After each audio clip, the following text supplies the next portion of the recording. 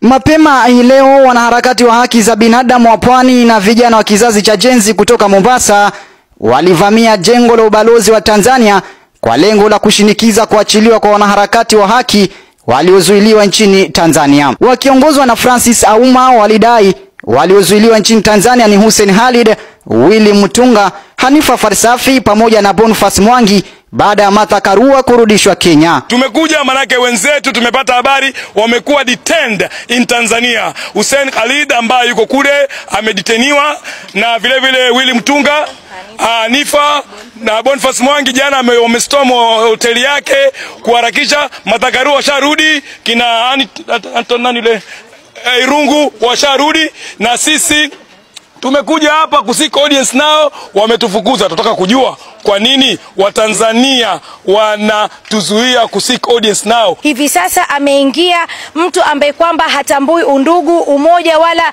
amani katika hili jumuiya. Na Mama Suluhu, tunataka kuambia kwa umetuaibisha.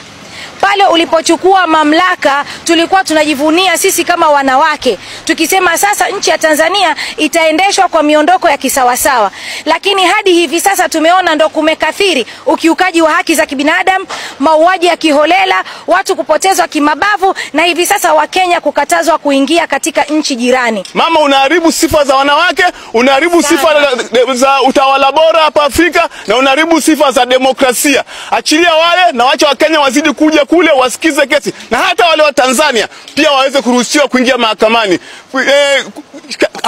Hali nzuri ya kuendesha kesi ni lazima watu wasikie. Justice must be done na must be seen to be done. Ukiwa unafungia watu wasiende, tutajua nini wanaongea pale ndani. Nikiripotia Al Hajad TV kutoka kaunti ya Mombasa, mimi ni Abdurrahman Toya.